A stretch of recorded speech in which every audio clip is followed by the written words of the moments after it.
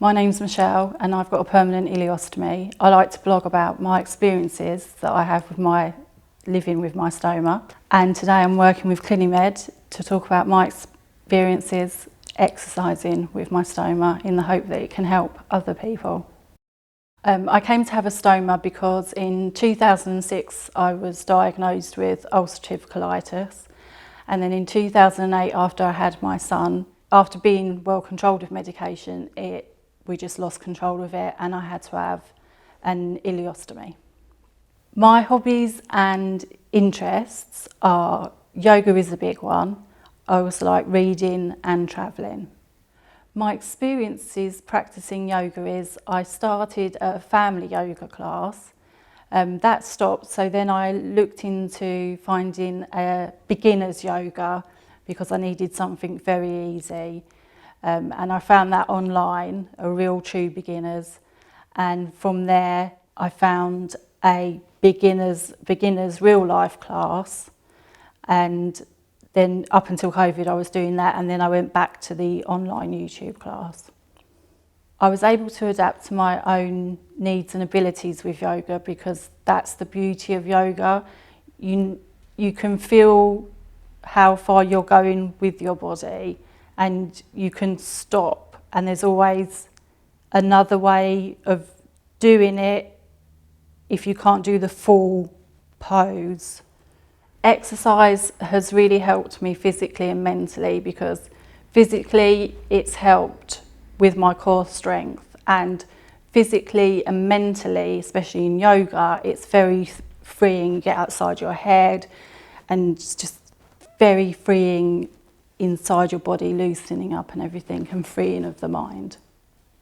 The barriers and worries I had when I first started thinking about exercise after surgery was I was worried about how much my body could do now compared to before. And I was never an exercise person before, so I was much more worried because the template wasn't there in the first place of how much I could do.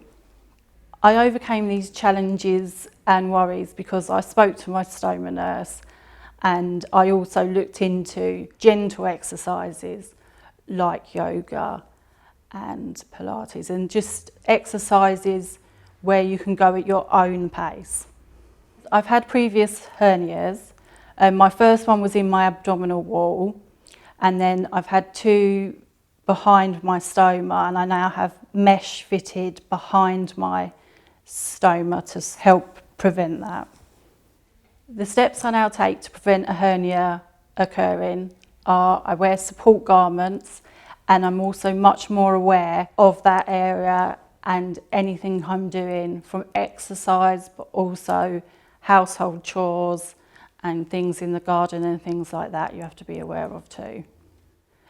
When I'm exercising, I manage my stoma just as simply as I would on a normal day, keep my bag on, but I make sure it's empty, and I just add on extenders around the edge so that if I'm laying down or anything like that, it just helps reduce leaks, and I'll make sure I've got my support garments on.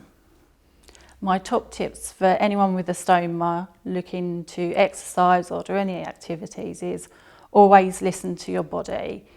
Take it easy. I've always found if you take it easy, take it slow, you'll see results faster. If you rush it, you'll get yourself into trouble. You'll hurt yourself more and it'll take you longer to get the end result. I feel yoga's made a difference to me because it's helped me stay in shape, but in a way that I can control how fast things are going. I don't have to worry about the person standing next to me on the running machine going faster, so I have to run faster and end up hurting myself. I'd say to anyone thinking of trying of yoga, give it a go. If you don't want to start with classes, find something on YouTube, but make sure it says beginner, and then give it a go like that, and then try a yoga class. A teacher will always help you. And as I say, you just go at your own pace, and there's always a way to do a pose if you can't do the full pose.